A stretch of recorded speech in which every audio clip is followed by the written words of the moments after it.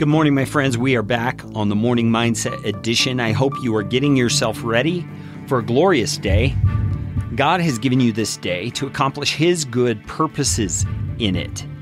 And so no matter how you woke this morning, no matter what you were feeling when you awoke, maybe I should say, the reality is God has great plans for this day.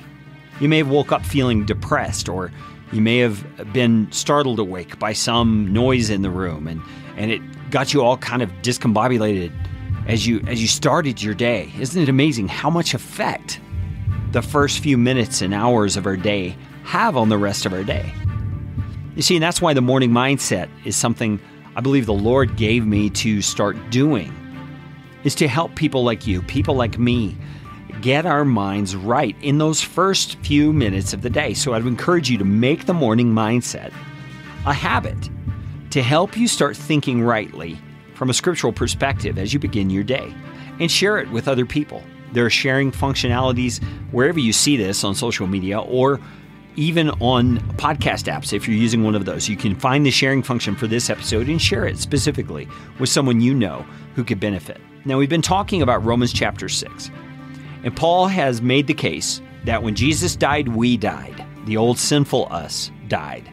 And when He rose from the grave, we came out of the grave a glorious new creature with new life, with a new identity that no longer wants sin to reign in our bodies or in our lives.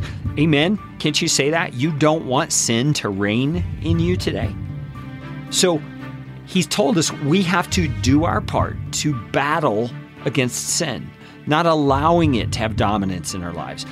And His reasoning is because we are not under law, which He says previously prompts sin and provokes sin to come out. But we are now under grace. And what that means is that we have been given freely by God, out of His generous, loving heart, a new life. And that kind of gift provides us such a different motivation for living. We're not living out of ought-tos. We're not living out of have-tos. We're living out of get-tos. We get to live this new life, and we get to battle sin. We get to finally have some victory in our lives over these things that have plagued us forever, because we now have a new identity from which to do it. And so we're going to pick up in chapter 6, verse number 15. And Paul says, "What then?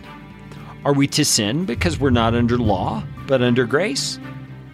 You see, the feeling some people get is that because of grace, we're going to be forgiven no matter what.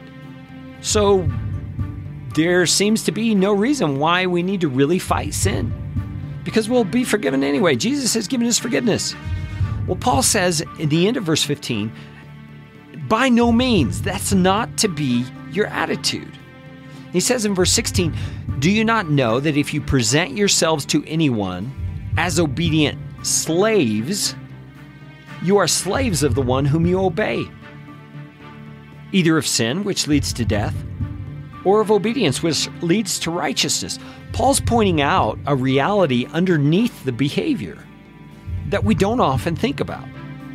He's saying when you present yourself to sin, so in other words, when you intentionally go on sinning because you expect God is going to forgive you, what you're not recognizing is that you are presenting yourself as a slave to sin.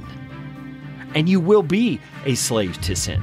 You will experience that same struggle, that same overwhelmed feeling of sin dominating your life if you stay in that track. But he's saying if you present yourself to God as a slave toward obedience, that's going to lead you to righteousness. He goes on and he says, "Thanks be to God that you who were once slaves of sin have become obedient from the heart to the standard of teaching to which you were committed. And having been set free from sin, you've become slaves of righteousness." My friends, you are a slave of righteousness today. You don't have to sin. You should not be going back into sin. We're going to talk about this more on the Morning Mindset Edition tomorrow.